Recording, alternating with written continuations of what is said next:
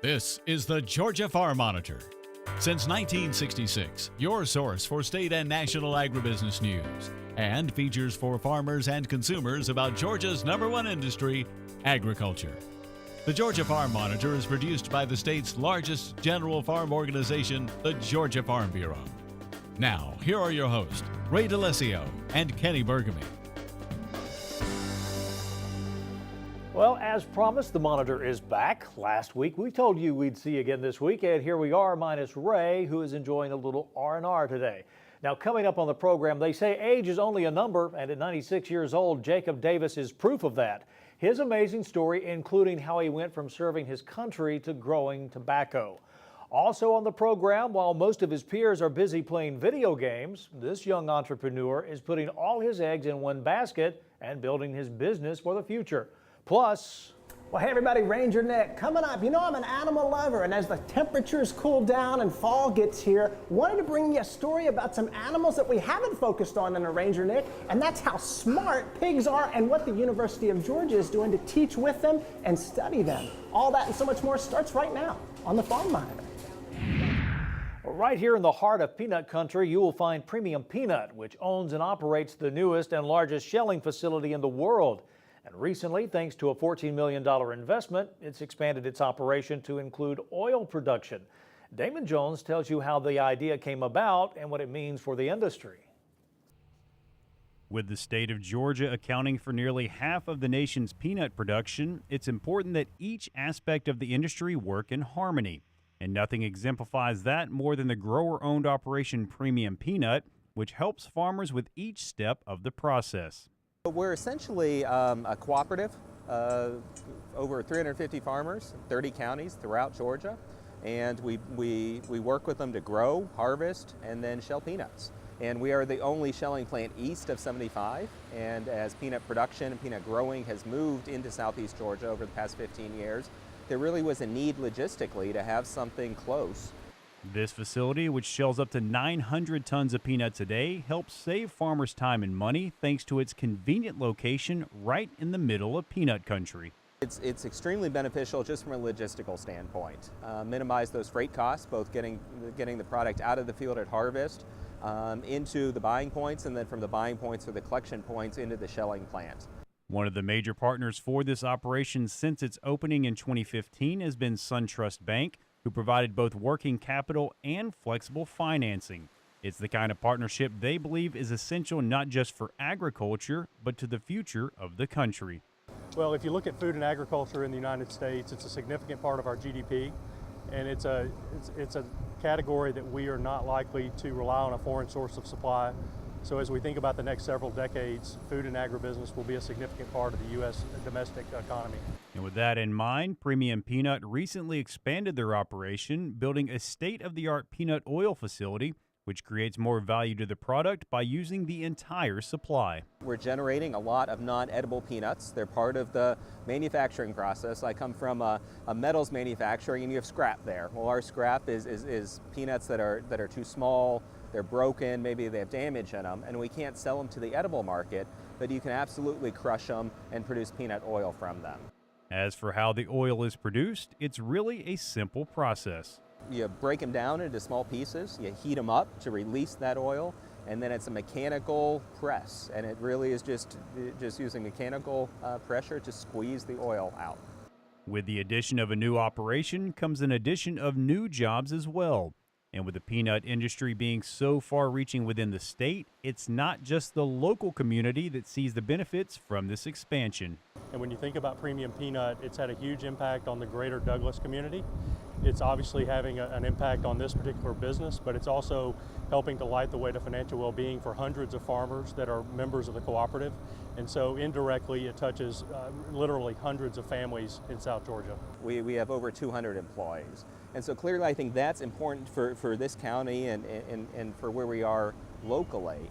But our growers are in 30 counties throughout southern Georgia, and we have 10 buying points spread throughout the southern part of the state. And so I think when you look at our true economic impact to agriculture and to the peanut industry throughout the state of Georgia, it's very significant. Reporting from Douglas, I'm Damon Jones for the Farm Monitor. Living almost a century is certainly a milestone in itself, but still being active and productive at that age is a whole other level. As John Holcomb reports, Mr. Jacob Davis is living proof that age can sometimes indeed be just another number. You would think that after 96 years, a person would start to slow down, but not Mr. Davis. In fact, by watching him, you would never be able to guess his age. I managed to get him to sit still for a while and talk about his journey that began around World War II. I worked in the shipyard for about 2 years before then I was drafted into the service. So when I went into service, they asked me what branch of service I wanted to go in, and I told them I wanted to go in the Air Force. Well, they said, "You going in the Navy." After being shipped out for basic training, Davis served on an aircraft carrier until the end of the war. I was fortunate that I was one of the first groups to lead the ship. I was on a troop ship, and they brought us back to California, San Diego, and from there I came to Jacksonville, Florida, where they was released. Jacksonville, I got to come back to the farm. I always loved it. After returning home, Davis started farming tobacco on land he bought from his dad. Not too long after being home, though, he found another love, one that's been by his side now for more than 70 years. Before I knew it, the farmer had come into the picture, the one that I said I would never marry. And we did. We married, and we've been married 72 years. Don't think she's been sorry that she married a farmer. But Lord blessed us with a wonderful family, blessed us with a Christian family, and I just can't thank him enough for all that he has done for us. Their family has grown a lot since it was just the two of them. They had 5 children, which have since had children of their own. They're an extremely close family, so close they all live within just a few miles from each other. They all farm and all get together for family meals. When my sons graduated from college, I wanted them to come back to the farm. I don't know why, but they could have made a better living doing something else, but I just wanted them to farm, and they did, and they have been successful at it. And I was glad to see some grandsons following that footstep. Mr. Davis doesn't work out in the fields anymore, but is still very active. He tends to his garden and his pecan orchard and always has his furry sidekick in the seat next to him. Davis says he's grateful he's lived a life on the farm, doing what he loves most. I'm just thankful the Lord blessed me to be able to work with us all. Reporting in Blackshear for the Farm Monitor, I'm John Holcomb. John, thank you so much. And folks, don't forget, if you missed any part of John's story or others on today's show, you can still see them in their entirety at our YouTube channel. That's the Georgia Farm Monitor. Lots of human interest stories and plenty of good information on your favorite commodities. In fact, the archive goes all the way back to 2009. And while you're there, keep clicking and like the Georgia Farm Monitor Facebook page. Give us some feedback as well. Send us a message either on Facebook or the address on your screen, that is news@farm-monitor.com. Well, hey everybody, Ranger Nick coming up. I'm hanging out outside of Athens at the Swine Teaching Unit. We're talking teaching, research, and extension, and how pigs are involved in it. This one won't bore you, and it's coming up after this.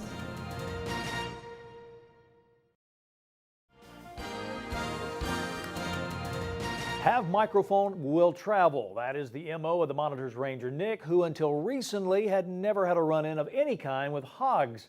Needless to say, Professor Furman got schooled on the subject and learned a valuable lesson of his own, that in most cases a pig's going to do what a pig's going to do. Well, hey, everybody, this is going to be a good one here. You know I'm an animal lover, an animal fan. We have focused on cows and horses and chickens and all different kinds of critters, but never pigs on a Ranger Nick segment. And this month I'm getting down and dirty with these pigs out here at the swine teaching unit in Athens, and I get a chance to hang out with my friend, Dr. Amanda Tinkle. Good to meet you. Thanks for being with us. I tell you what, so I'm going to introduce you to what Dr. Tinkle's doing a little bit with her research, but I got to remind all the friends at home about what we do at a university like Georgia. It's a land-grant university where that really means that we're doing three things in everything we do. We're teaching, we're doing service, and we're doing research. And what I want to start with today is this idea of the research that you're doing and how it's informing maybe our teaching and even the stuff we do through extension. So Dr. Tinkle, what kind of fun things are you doing from a research standpoint? So my research, I focus on doing gait analysis and lameness studies in swine, focusing mostly with our bigger girls as we do keep them longer than our normal younger, smaller animals. So that's mostly what I do.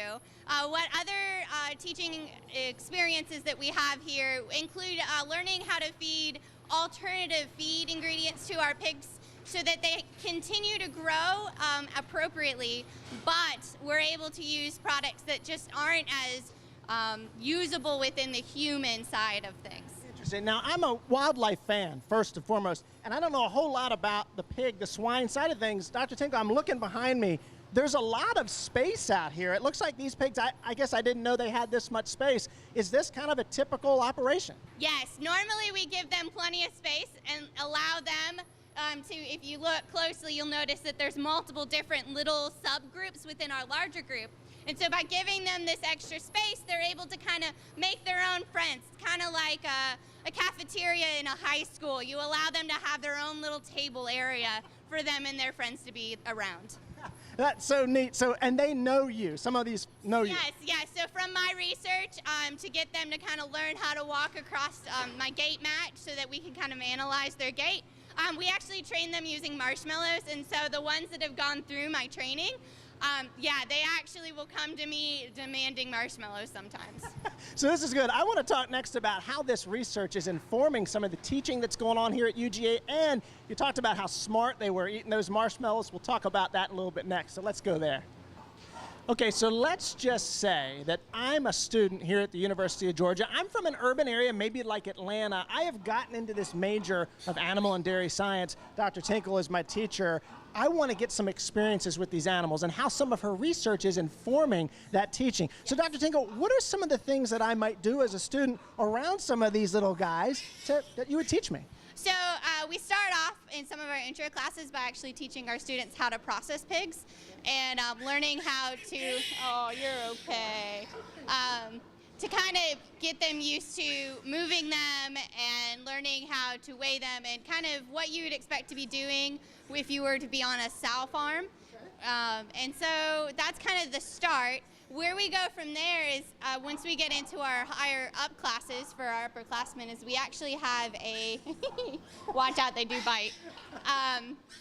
We actually have a production class for our swine where they actually get to pretend that they are the swine managers of a farm, and so they have to do everything from all their different protocols to dealing with these little guys through the whole process. It's a lot like parenting, that patience aspect, that is good. What I want to do now is I want to become a student, and Dr. Tinkle is going to show me how to do something with a pig to move this thing, and I think everybody at home is going to enjoy seeing me struggle a little bit, so let's go there next.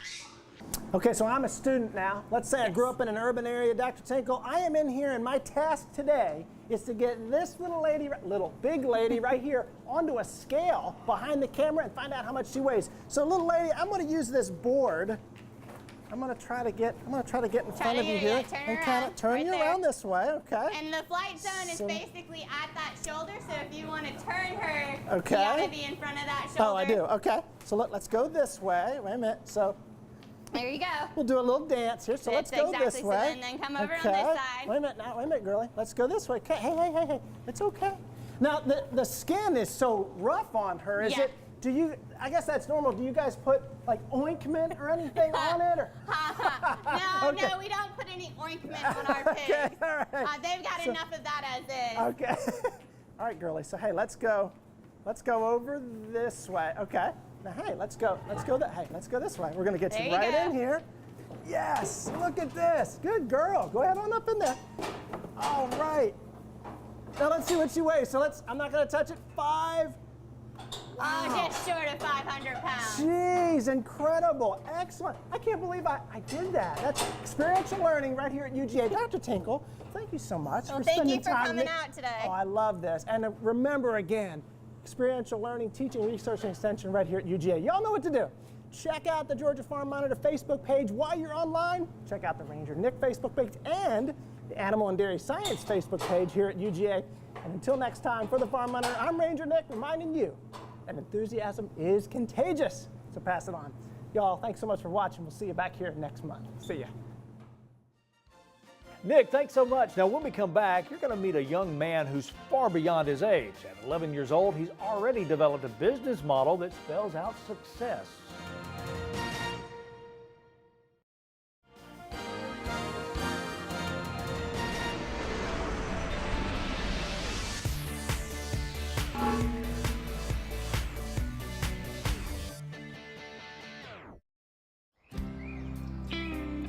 The city of Gurdon in Clark County is located in the heart of timber country in southwest Arkansas, and the logging industry is one of the county's most important economic drivers. Once the Sun Bio pulp mill is operational, there will be a significant need for more skilled loggers. So Gurdon Public Schools, along with state and local partners, invested in a trailer containing 2 timber harvesting simulators for the purpose of training students to enter the logging industry. Right now we have a shortage of people who can work in the logging industry. Logging contractors will tell you right now that they would hire more crews if they had qualified people. We just have a lack of qualified people, and that's going to dramatically increase when Sun Paper comes in the next couple of years. They're going to use 400 loads of logs a day in that facility when it gets online. And we just simply right now don't have the qualified people. So it's very important that Gurdon Public Schools was willing to create this simulator. The idea was to have our young men and women, if they're interested, when they graduate, they have a marketable skill that our area is known for. We live, eat, and breathe forestry, in Gurdon. And so with Sun Bio coming in and the huge number of loads that are going to be required, we wanted our kids to have something that, you can stay in Gurdon and make a good living. With the kids that are graduating, we can cut their training time, over half of what they would out in the field. By using this, they can go to that operator and say, hey, I've got this training. It'll take the burden off of those operators by more than half. If our kids think they have that skill, then they're more likely to go and try to get that job. Whereas in the past, they may not think that job's even open to them, and now they will. Riley Lemons is a senior at Gurdon High and has a family history in the logging industry. The simulator training is preparing him for a potential career in logging as well.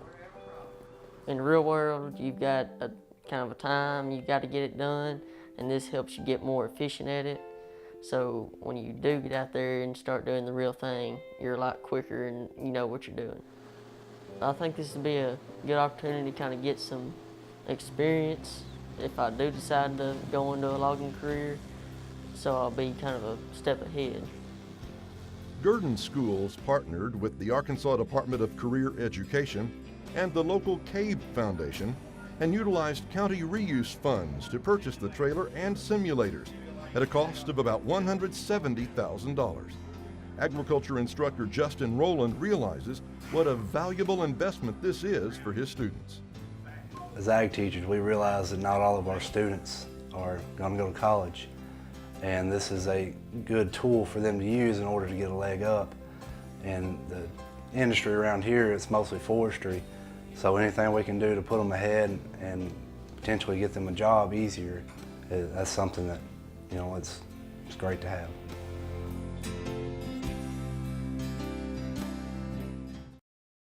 Well, finally this week, established in 2016, Patrick's Farm Fresh Eggs in Carrollton is on the rise. With a weekly customer base growing by the day, its small staff of 3 works nonstop to ensure those customers are happy. One of the attractions is the company's namesake, Patrick Hutchinson. The thing about Patrick, he's only 11 years old. Ray DeLessio has the story.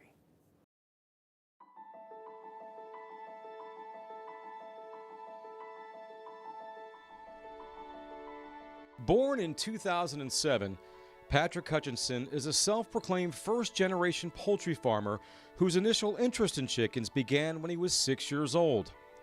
Routine trips to the hardware store built the foundation of what would become Patrick's future endeavor. It started when I was in Boy Scouts. I used to go to Ace Hardware and get some Boy Scout supplies. And I always used to ask my mom, are the chicks here yet? Are the chicks here yet? And my mom said, nope, not yet. And every time they was there, I used to go over there and look at them. And I said, Mom, can I get one? She said, well, we have to have our own house. We can't live in an apartment and have one. We moved here to our home, and I'm so grateful for it. When we came to look at the house, and there was a little coop there, he was like, this is the house. And I said, well, are you sure?